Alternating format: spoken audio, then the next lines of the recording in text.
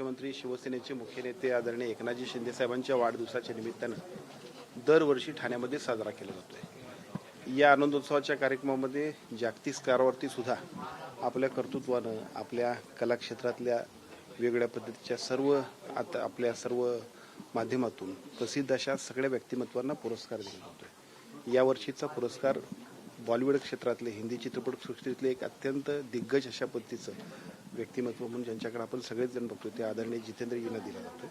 खरं तर हा ठाणेकरांच्यासाठी सुद्धा एक मेजवानी असं म्हणायला काय हरकत नाही, कारण हिंदी चित्रपटसृष्टी ज्यांनी गाजवली अशा पद्धतीच्या व्यक्तिमत्वाला या ठिकाणी पुरस्कारानं सन्मानित केलं जातं। सर, बदलापूरमध्ये एक घटना घडलेली आहे। स्त्री विक्रीच्या टोळीचा पर्दाफाश झालेला आहे। 3 महिलांना अटक केलेली आहे। या संदर्भात आमच्या आरोग्य विभागाच्या संचालकांना आपण सूचना दिलेत।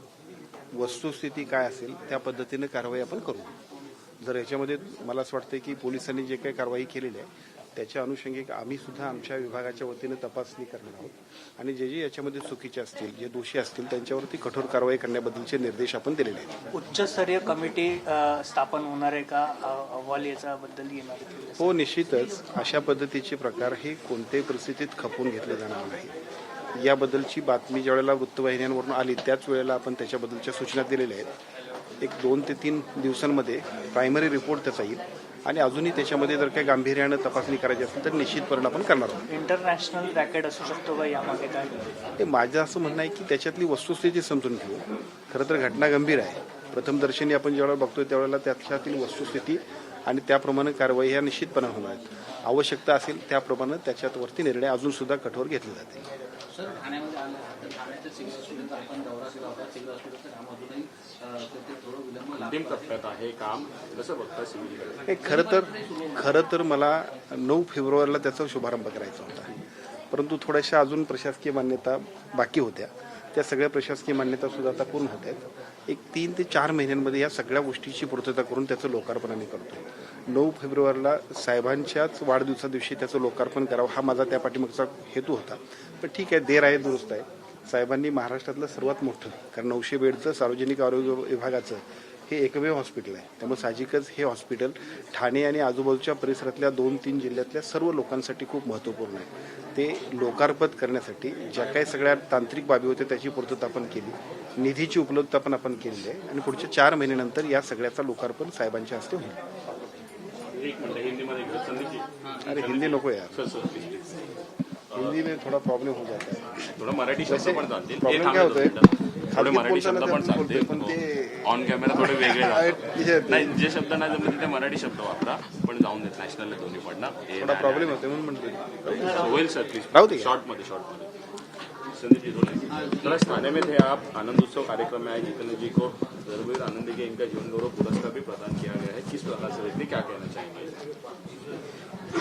बॉलीवुड इंडस्ट्री में जिनका नाम हम लोग फख्र से लेते हैं वो आदरणीय जितेंद्र जी को आज धर्मवीर आनंद दिघे जी के पुरस्कार से सम्मानित किया जाता है। ठाणे में इस तरह से एक प्रोग्राम आदरणीय शिवसेना के मुख्य नेता आदरणीय एकनाथजी शिंदे साहब के जन्मदिन के अवसर पर हम लोग लेते हैं। तो इस कार्यक्रम में आज जिस तरह से बॉलीवुड इंडस्ट्री के एक दिग्गज कलाकार आदरणीय जितेंद्र जी को ये पुरस्कार से सम्मानित किया जाता है। ठाणे में सांस्कृतिक कार्यक्रम का जो त्योहार होता है इसमें एक बहुत अच्छी तरह से आज का एक कार्यक्रम है। सर, बदलापुर में जो है एक सनसनीखेज मामला सामने आया, किस प्रकार से देखते हैं?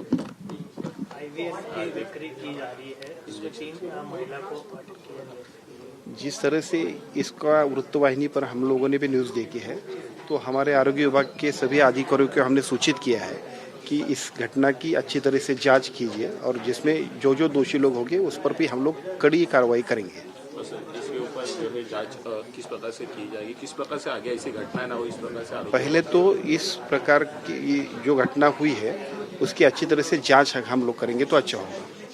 साथ ही साथ पुलिस डिपार्टमेंट ने भी इस पर इन्वेस्टिगेशन किया है। हमारे डिपार्टमेंट की माध्यम से भी हम लोगों ने कमेटी बैठाई है। हम लोग भी उस पर जो कड़ी कार्रवाई करनी चाहिए वो करेंगे। Thank you so much. Thank you sir.